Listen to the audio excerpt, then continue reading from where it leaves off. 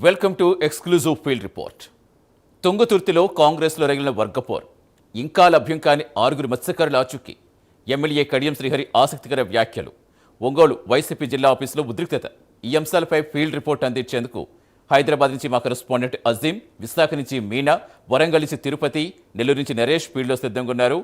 ముందుగా సూర్యాపేట జిల్లా తుంగతుర్తి నియోజకవర్గ కాంగ్రెస్లో వర్గపోరు ఒక్కసారిగా హింసాత్మకంగా మారింది. మండల కాంగ్రెస్ అధ్యక్షులు నియామకాల వివాదం తీవ్ర ఉద్రిక్తతకు దారితీస్తుంది. నియామకాలు వ్యతిరేకిస్తూ హైదరాబాద్లో గాంధీ భవన్కు బయలుదేరిన ప్రత్యర్థి వర్గాన్ని అరవపల్లి క్రాస్ రోడ్స్ వద్ద మరో వర్గం అడ్డుకోవడంతో పరిస్థితి ఉద్రిక్తంగా మారింది. ఎంపీ చామల కిరణ్ కుమార్ రెడ్డి, మాజీ మంత్రి రామరెడ్డి దామోదర్ రెడ్డి అనుచరులు ఒకవైపు, ఎమ్మెల్యే సామేల్ అనుచరుడు మరోవైపు ఎదురుగా రావడంతో మొదట వాగ్వాదం చోటు చేసుకుంది. తర్వాత అది రాళ్లు కర్రలతో పరస్పర దాడులకు దారితీస్తుంది. పరిస్థితి అదుపు తప్పడంతో పోలీసులు లాఠీ చార్జ్ చేసి ఇరు వర్గాలను చెదరగొట్టారు. పూర్తి సమాచారం ఇచ్చేందుకు ప్రస్తుతం మా కరెస్పాండెంట్ అజీం సర్దుకున్నారు. ఎస్ అజీం, ప్రస్తుతం ఏంటి అక్కడ పరిస్థితి? సర్దుమని కింద అసలు ఏం చెప్తున్నారు జరిగిన దానికి సంబంధించి? సూర్యాపేట జిల్లా తుంగతుర్తి నియోజకవర్గం కాంగ్రెస్ వర్గ పంచాయతీ గాంధీ భవన్కు చేరింది. అయితే గాంధీ భవన్కు చేరడమే కాదు, గాంధీ భవన్కు చేరేటువంటి మార్గంలో పెద్ద యుద్ధమే జరిగిందని చెప్పుకోవాలి. అటు రాళ్లతో కట్టెలతో కొట్టుకున్నటువంటి పరిస్థితి కూడా ఏదైతే ఏర్పడింది. అటు సూర్యాపేటకు నియోజకవర్గానికి సంబంధించినటువంటి దామోదర్ రెడ్డి, అలాగే ఎంపీ చామల కిరణ్ కుమార్ రెడ్డి వర్గం ఒకవైపు అయితే, అలాగే తుంగతుర్తి ఎమ్మెల్యే మందుల శామ్యుల్ వర్గం ఒకవైపుగా మారిపోయి ఇరు వర్గాలు కూడా ఏదైతే దాడి చేసుకునేంత వరకు కూడా చేసే, పలువురికి గాయాలు కూడా అయ్యాయి. అయినా సరే ఏదైతే తుంగతుర్తి నియోజకవర్గానికి సంబంధించినటువంటి నేతలు, అసమ్మతి నేతలు అందరూ కూడా గాంధీ భవన్కి వచ్చారు. గాంధీ భవన్లో గాంధీ విగ్రహం వెనుకున్నటువంటి మెట్ల దగ్గర బైఠాయించి ఎమ్మెల్యే డాన్ డాన్ అంటూ పెద్ద ఎత్తున నినాదాలు చేస్తూ ఇటీవలే ఏదైతే మండల అధ్యక్షులకు సంబంధించినటువంటి నియామకం ఏదైతే ఉందో దాన్ని ఖచ్చితంగా రద్దు చేయాలని చెప్పి కూడా వారు పెద్ద ఎత్తున పడడం కూడా జరిగింది. అయితే గాంధీ భవన్కు రావాలంటేనే తమకు సిగ్గనిపిస్తుంది. ఎందుకంటే 25 ఏళ్ళు 30 ఏళ్ల నుంచి కాంగ్రెస్ పార్టీ కోసం పనిచేస్తున్నటువంటి కార్యకర్తలము, పార్టీలో పదవులు తీసుకున్నటువంటి కార్యకర్తలం. కానీ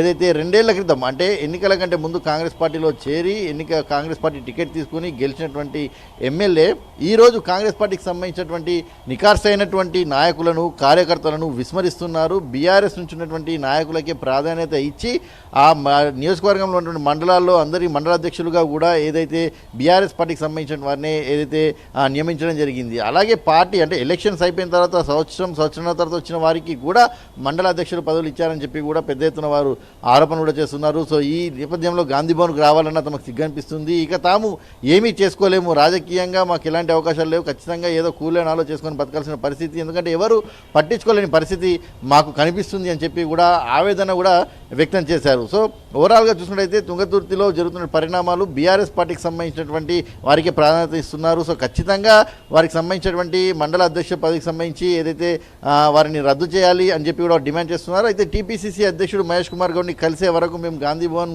వీడి వెళ్ళము అని చెప్పి కూడా ఏదైతే వారు ఇక్కడే కూర్చొని పెద్ద ఎత్తున నినాదాలు చేస్తూ కూర్చున్నారు. సో ఇదే సమయంలో గాంధీ భవన్కి టీపీసీసీ వర్కింగ్ ప్రెసిడెంట్ జగ్గారెడ్డి వచ్చారు. ప్రెస్ మీట్ నిర్వహించిన తర్వాత జగ్గారెడ్డిని వాళ్ళందరూ కలవడం జరిగింది. వారి ఆవేదన కూడా జగ్గారెడ్డి చెప్పుకోవడం జరిగింది. జగ్గారెడ్డి కూడా వారితో సుమారు 15 నుంచి 30 నిమిషాల సేపు కూడా వారితో మాట్లాడారు. వారి ఆవేదనను విన్నారు, వారి వినతి పత్రాన్ని కూడా తీసుకోవడం కూడా జరిగింది. సో ఖచ్చితంగా మేము మా పీసీసీ దృష్టికి, పార్టీ దృష్టికి తీసుకెళ్ళి మాట్లాడించేటువంటి ప్రయత్నం చేస్తాను, ఈ సమస్యకు ఒక పులి స్టాప్ పెడతానని చెప్పి వారికి హామీ ఇచ్చినప్పటికీ కూడా లేదు, ఖచ్చితంగా మాకు ఈ రోజే దీనికి సంబంధించిన విషయంపై ఒక క్లారిటీ రావాలి అని చెప్పి కూడా వారు పెద్ద ఎత్తున అయితే పట్టుబట్టడం కూడా జరిగింది. ఆవేదన వ్యక్తం చేశారు. కొంతమంది అయితే ఆక్రోషంగా, అంటే తమలో ఉన్నటువంటి బాధను మనం చూసాం. ఏదైతే మార్గం మధ్యలో వచ్చేటప్పుడు మందుల శామ్యులకు సంబంధించినటువంటి కార్యకర్తలు కావచ్చు, అనుచరులు కావచ్చు, తమపై దాడి చేశారు, రాళ్లతో కొట్టారు, కర్రలతో కొట్టారు, అనేక మంది గాయాల పాలయ్యాం. అయినా సరే మేము ఇక్కడ వరకు చేరుకున్నాం. సో ఇది చూడండి, అంటే ఒక దౌర్జన్యం, పార్టీలో ఉన్నాం, పార్టీలో ఉన్నటువంటి వారిపైనే దౌర్జన్యం చేస్తున్నటువంటి పరిస్థితి మాకు కనిపిస్తుంది. అయినా సరే ఎవరు మాట్లాడని పరిస్థితి.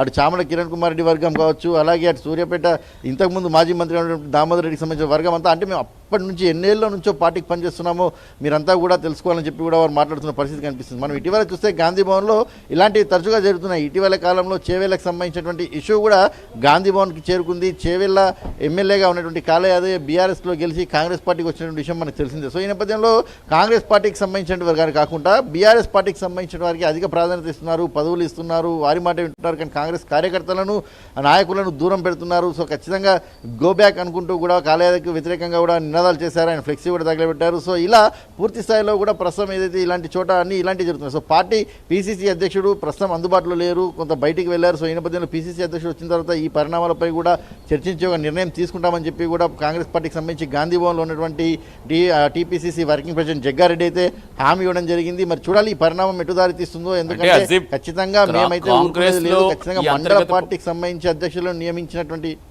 ఎస్ అజీమ్, అంటే కాంగ్రెస్లో అంతర్గత పరువు ఇప్పుడు కొత్త ఏం కాదు, ఎప్పటి నుంచి మనం చూస్తూనే వస్తున్నాం. ఎప్పుడు కూడా కాంగ్రెస్లో అంతర్గత పరువు ఎప్పుడు బయటకు వస్తూనే ఉంటుంది. ప్రతిపక్షాలకు అవకాశం విమర్శలు వాళ్ళు చేసుకుంటూ ఉంటారు. కానీ జిల్లా స్థాయిలోనే ఎందుకు సర్దుమణగలేకపోతున్నాయి, జిల్లా స్థాయిలోనే అక్కడెక్కడ ఎందుకు సర్దిపెట్టలేకపోతున్నారు, ఎక్కడ లోపం కనిపిస్తోంది?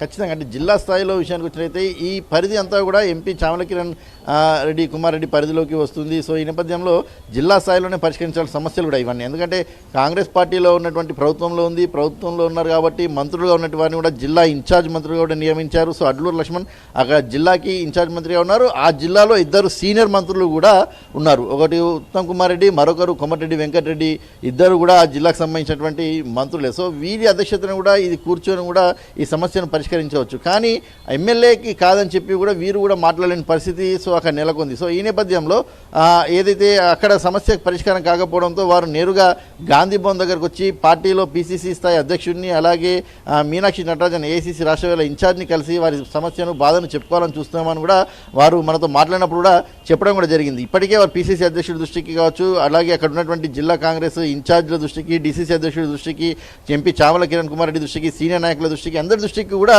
ఈ అంశాలన్నీ కూడా తీసుకుపోయాం. కానీ ఇప్పటికీ ఆ సమస్యకు పరిష్కారం దొరకలేదు. అలాగే ఏకపక్ష నిర్ణయాలు ఇంకా కొనసాగుతూనే ఉన్నాయి, మాపై దాడులు కొనసాగుతూనే ఉన్నాయి, మాపై కేసులు కూడా పెడుతున్నారు. అయినా సరే అక్కడ ఉన్నటువంటి లోకల్ లీడర్లు ఎవరు పట్టించుకునే పరిస్థితి కనిపిస్తుంది. సో ఈ నేపథ్యంలోనే మేము గాంధీ భవన్ గడప తొక్కాల్సి వచ్చింది అని చెప్పి కూడా వారు చెప్తున్నారు. అయితే గాంధీ భవన్ గడప తొక్కినటువంటి ఇష్యూస్ కూడా ఇప్పటివరకు మీరు అన్నట్టు అంతర్గత విభేదాలు సహజమే. కానీ ఇవి కాంగ్రెస్ పార్టీలో అంతర్గత విభేదాలు అయితే సరే, పక్క పార్టీ నుంచి కాంగ్రెస్ పార్టీలోకి వచ్చి కాంగ్రెస్ పార్టీలో ఉన్నటువంటి వారికి కాకుండా బీఆర్ఎస్ పార్టీ నుంచో లేకపోతే తమ అనుచరులకు పదవులు ఇస్తున్నటువంటి నేపథ్యం ఇక్కడ కనిపిస్తుంది. సో దీన్ని కంట్రోల్ చేయడంలో పార్టీ ఫెయిల్ అవుతుందనేటువంటి విషయాన్ని వాళ్ళు చాలా స్పష్టంగా చెప్తున్నారు. మరి పార్టీ దీన్ని ఎలా చక్కదిద్దుతుందో చూడాల్సి ఉంటుంది. ఎందుకంటే జహీరాబాద్ ఇష్యూ కూడా అలాగే జరిగింది కాంగ్రెస్ పార్టీలో, అలాగే జగిత్యాల ఇష్యూ అలాగే జరిగింది. ఇప్పుడు చూసుకున్నట్టయితే తుంగతుర్తి ఇష్యూ ఉంది, అలాగే ఇటీవల చేవెళ్ళ ఇష్యూ ఇలాగే జరిగింది. సో అంటే అక్కడ నియోజకవర్గ స్థాయిలో మీరు చెప్పినట్టు జిల్లా స్థాయిలో అక్కడ సమస్యలు పరిష్కారం అవడం లేదు. అక్కడ ఉన్నటువంటి నేతలందరినీ కలిసిన ఇన్ఛార్జ్ మంత్రుల్ని, జిల్లా మంత్రుల్ని, సీనియర్ నాయకులని, ఎమ్మెల్యేలను, డీసీసీలను కలిసిన సమస్య పరిష్కారం కాకపోవడంతో ఆ సమస్యలన్నీ కూడా ఏదైతే గాంధీ భవన్ స్టేట్ పార్టీ ఆఫీస్కి వెళ్తున్నాయి, ఇక్కడ పిసిసి అధ్యక్షుడు మరి దీనిపై స్టడీ చేసి ఎలాంటి నిర్ణయం తీసుకుంటారు, ఎలాంటి గైడెన్స్తో ముందుకెళ్తారు, మరి ఇలాంటి వారిపై తగిన చర్యలు అంటే ఎవరైతే రాళ్లతో రప్పలతో వారు కొట్టడం కూడా జరిగింది వారిపై కూడా చర్యలు తీసుకోవాలని కూడా వీళ్ళు డిమాండ్ చేస్తున్నారు. అలాగే రద్దు చేయాలని కూడా డిమాండ్ చేస్తున్నారు. మరి దీనిపై పిసిసి అధ్యక్షుడు వచ్చిన తర్వాత ఎలాంటి రియాక్షన్ ఉంటుంది, ఏఐసిసి రాష్ట్ర వేళ ఇన్ఛార్జ్ మీనాక్షి నటరాజన్ ఎలా స్పందిస్తారు అనేది చూడాల్సి ఉంటుంది. వారి స్పందన తర్వాత మరి ఈ అసమ్మతి వర్గానికి సంబంధించిన నేతలు ఎలా రియాక్ట్ అవుతారో కూడా చూడాల్సి ఉంటుంది. Satish right thank you Azeem. ఇక విశాఖ